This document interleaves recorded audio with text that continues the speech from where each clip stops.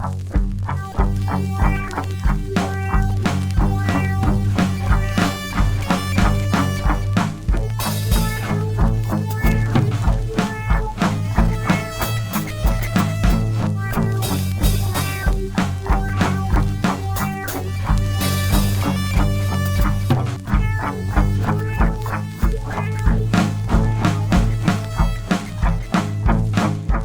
Monkey's Paw by W. W. Jacobs. 1.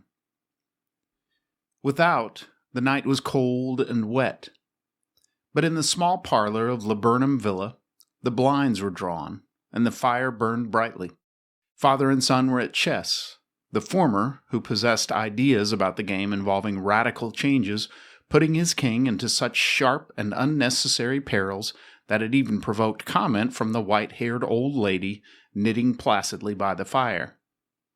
"Hark at the wind," said Mr. White, who, having seen a fatal mistake after it was too late, was amiably desirous of preventing his son from seeing it. "I'm listening," said the latter, grimly surveying the board as he stretched out his hand. "Check." "I should hardly think that he'd come tonight," said his father, with his hand poised over the board. "Mate," replied the son. "That's the worst of living so far out," bawled Mr. White, with sudden and unlooked-for violence. "Of all the beastly, slushy, out-of-the-way places to live in, this is the worst. Pathway's the bog and the road's a torrent. I don't know what people are thinking about. I suppose because only 2 houses in the road are let, they think it doesn't matter?" "Never mind, dear," said his wife soothingly. "Perhaps you'll win the next one." Mr. White looked up sharply, just in time to intercept a knowing glance between mother and son. The words died away on his lips, and he hid a guilty grin in his thin gray beard.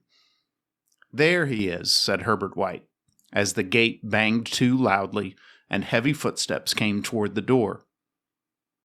The old man rose with hospitable haste, and opening the door was heard condoling with the new arrival. The new arrival also condoled with himself, so that Mrs. White said "Tut-tut," and coughed gently as her husband entered the room, followed by a tall, burly man, beady of eye and rubicund of visage. "Sergeant Major Morris," he said, introducing him. The sergeant major shook hands, and taking the proffered seat by the fire, watched contentedly while his host got out whiskey and tumblers, and stood a small copper kettle on the fire.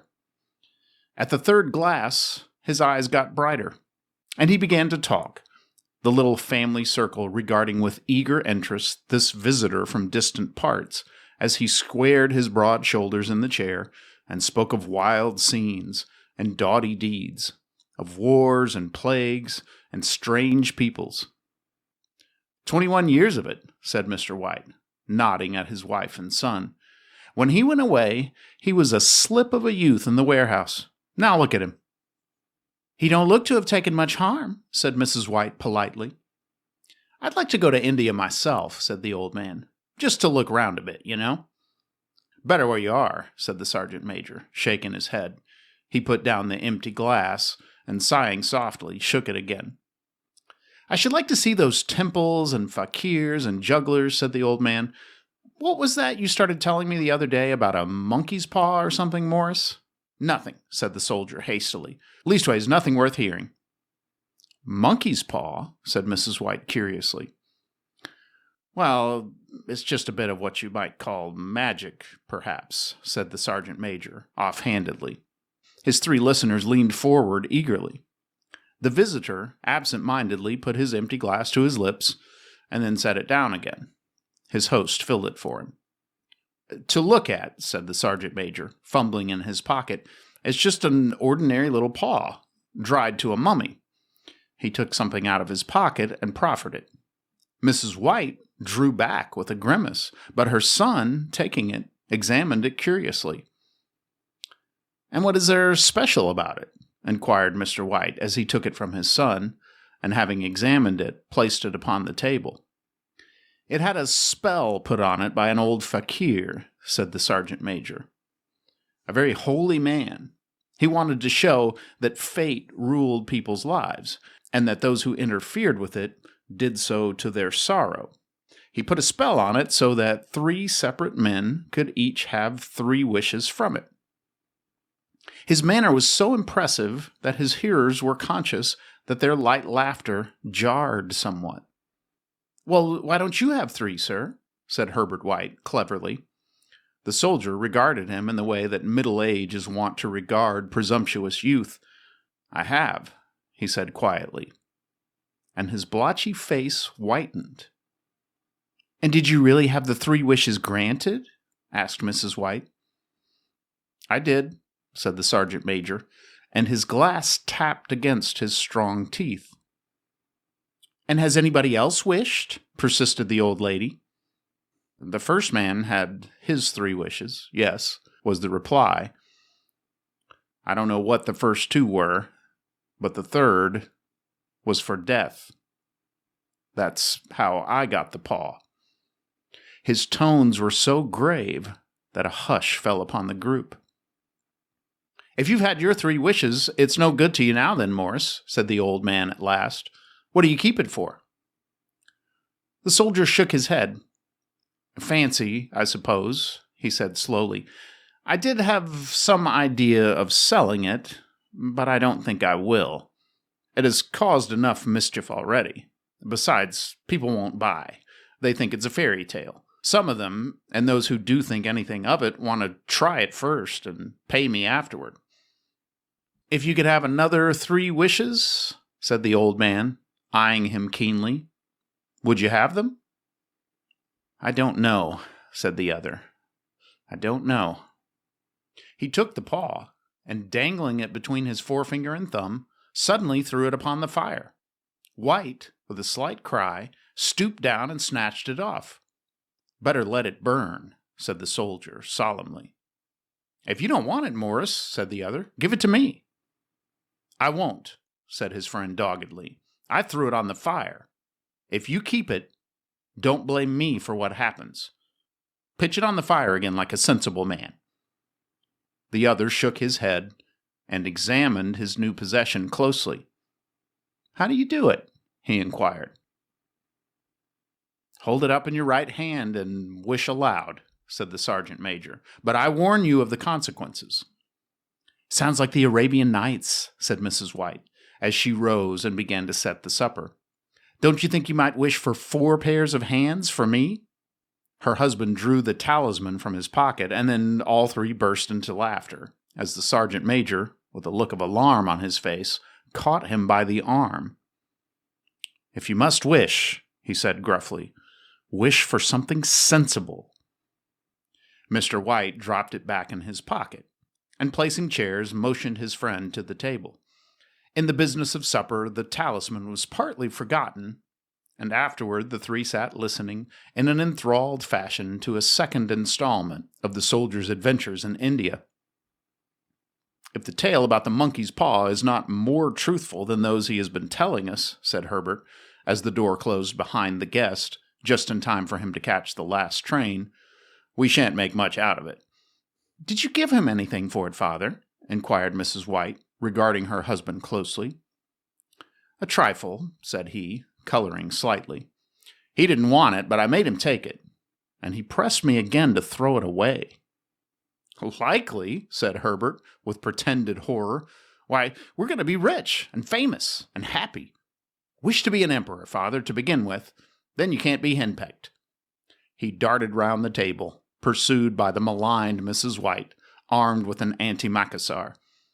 Mr. White took the paw from his pocket and eyed it dubiously. "I don't know what to wish for, and that's a fact," he said slowly. "It seems to me I've got all I want." "If you only cleared the house, you'd be quite happy, wouldn't you?" said Herbert, with his hand on his shoulder. "Well, wish for 200 pounds, then. That'll just do it."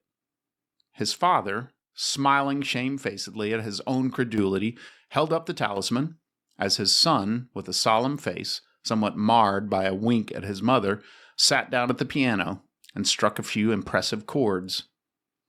"I wish for 200 pounds, said the old man distinctly. A fine crash from the piano greeted the words, interrupted by a shuddering cry from the old man. His wife and son ran toward him.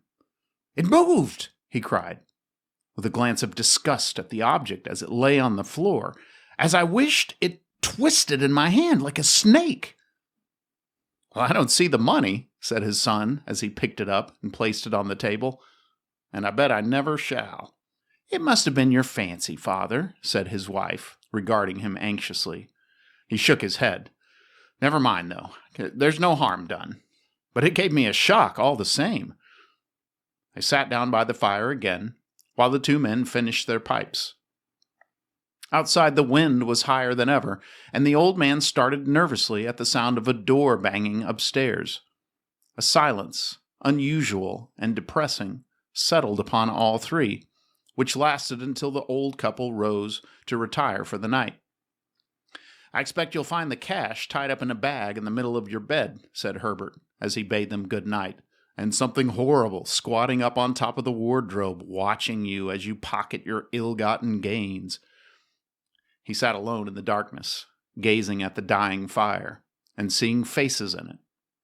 The last face was so horrible and so simian that he gazed at it in amazement.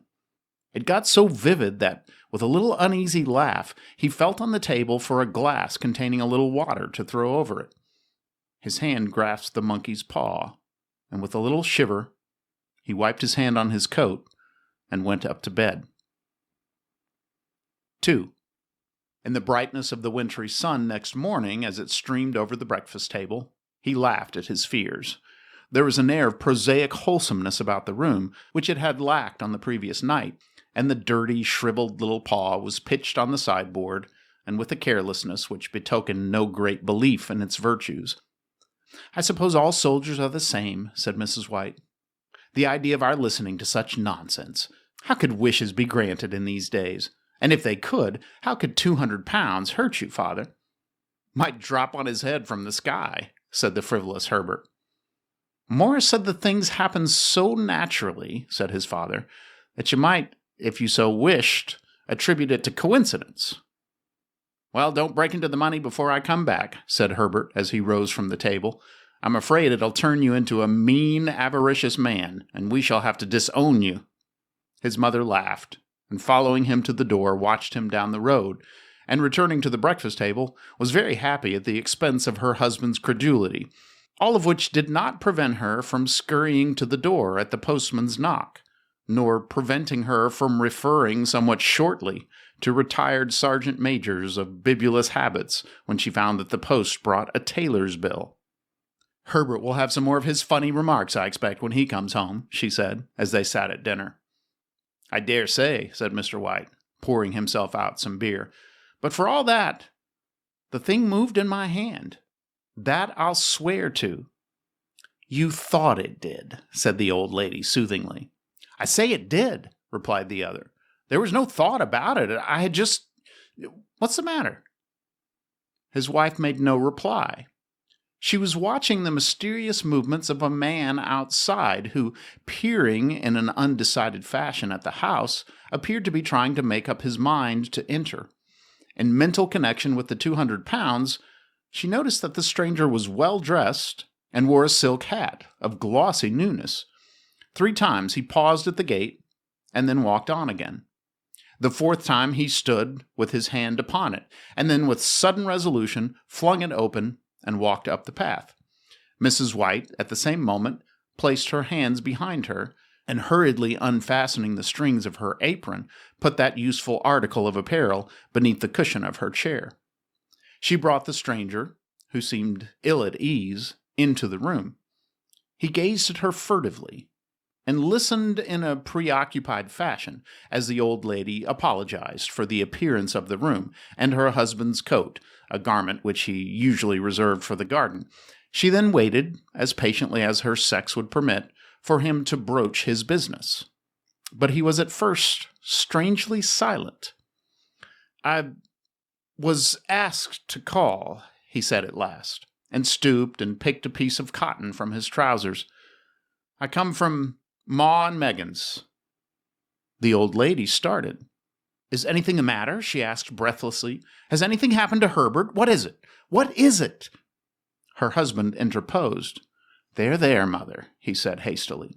Sit down and don't jump to conclusions. You've not brought bad news, I'm sure, sir. And he eyed the other wistfully. I'm sorry, began the visitor. Is he hurt? Demanded the mother wildly. The visitor bowed in assent. Badly hurt, he said quietly. But he is not in any pain.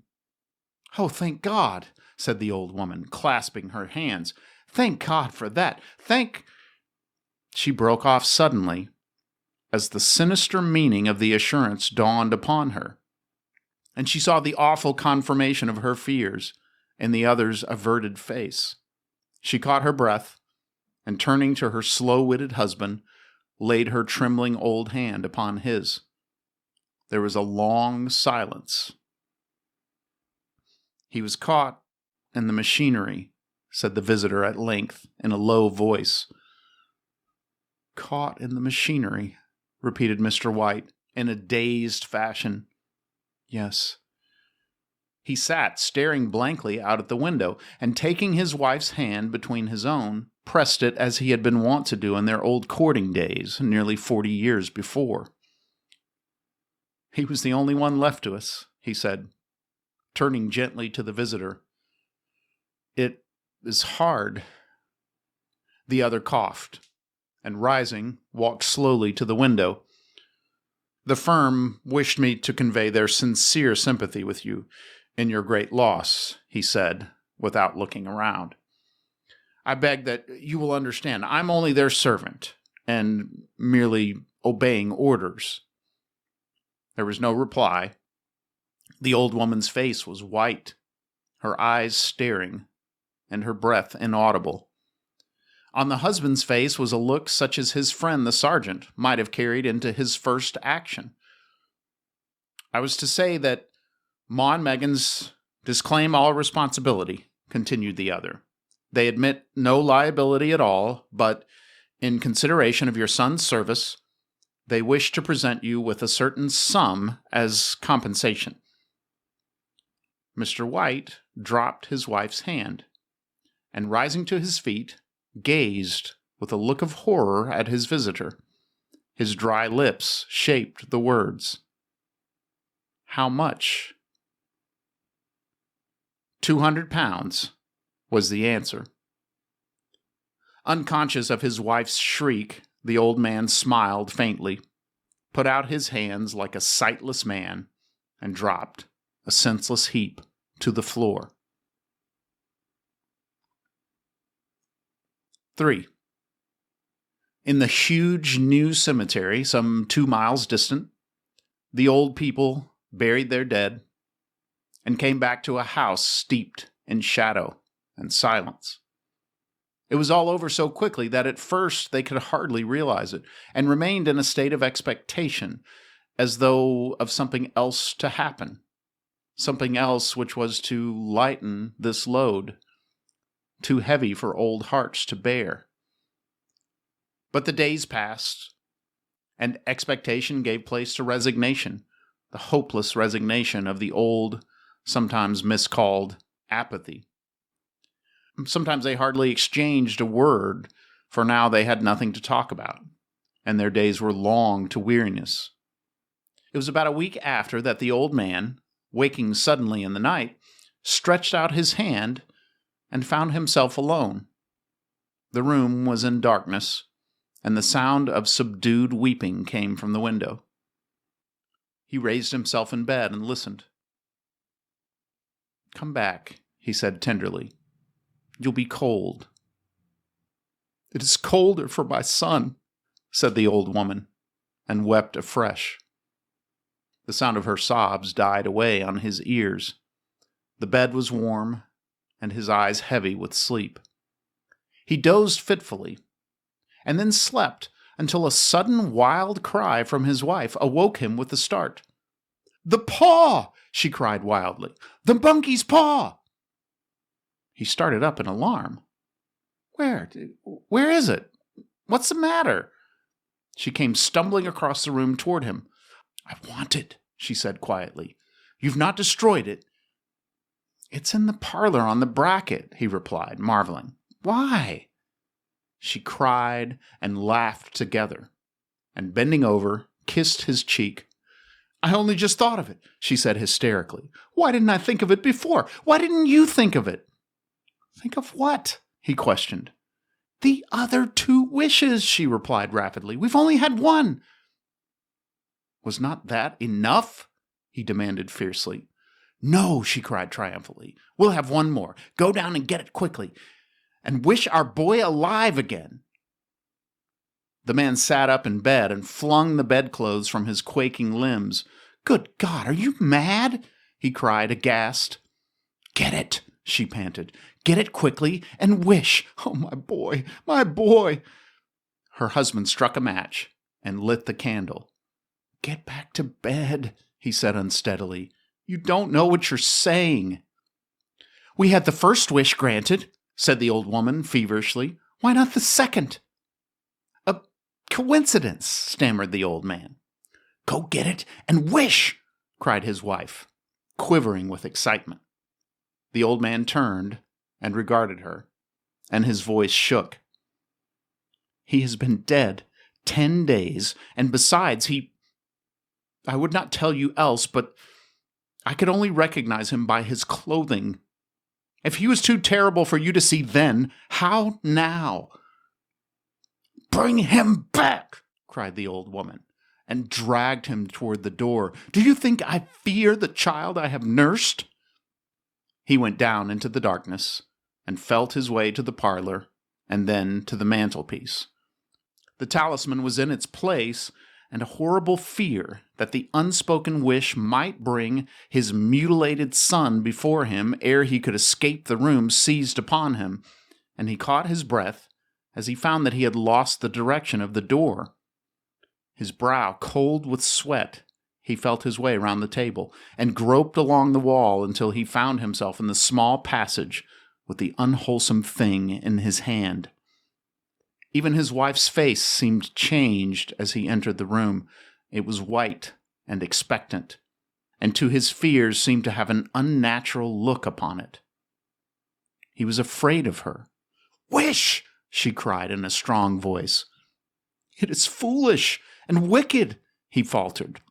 "Wish!" repeated his wife. He raised his hand. "I wish my son alive again." The talisman fell to the floor, and he regarded it fearfully. Then he sank trembling into a chair as the old woman with burning eyes walked to the window and raised the blind. He sat until he was chilled with the cold, glancing occasionally at the figure of the old woman peering through the window. The candle end, which had burned below the rim of the china candlestick, was throwing pulsating shadows on the ceiling and walls until, with a flicker larger than the rest, it expired. The old man, with an unspeakable sense of relief at the failure of the talisman, crept back to his bed. And a minute or two afterward, the old woman came silently and apathetically beside him. Neither spoke, but lay silently listening to the ticking of the clock. A stair creaked, and a squeaky mouse scurried noisily through the wall. The darkness was oppressive, and after lying for some time, screwing up his courage, he took the box of matches, and striking one, went downstairs for a candle.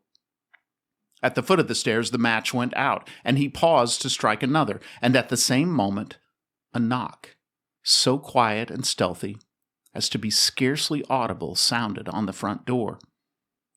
The matches fell from his hand and spilled in the passage. He stood motionless, his breath suspended, until the knock was repeated. Then he turned and fled swiftly back to his room and closed the door behind him. A third knock sounded through the house. "What's that?" cried the old woman, starting up. "A rat," said the old man in shaking tones. "A rat. It passed me on the stairs." His wife sat up in bed, listening. A loud knock resounded through the house. "It's Herbert!" she screamed. "It's Herbert!" She ran to the door, but her husband was before her, and catching her by the arm, held her tightly. "What are you going to do?" he whispered hoarsely. "It's my boy. It's Herbert," she cried, struggling mechanically. "I forgot it was 2 miles away. What are you holding me for? Let go. I must open the door." "For God's sake, don't let it in," cried the old man, trembling. "You're afraid of your own son?" she cried, struggling. "Let me go. I'm coming, Herbert. I'm coming." There was another knock, and another. The old woman, with a sudden wrench, broke free and ran from the room. Her husband followed to the landing and called after her appealingly as she hurried downstairs. He heard the chain rattle back and the bottom bolt drawn slowly and stiffly from the socket. Then the old woman's voice, strained and panting.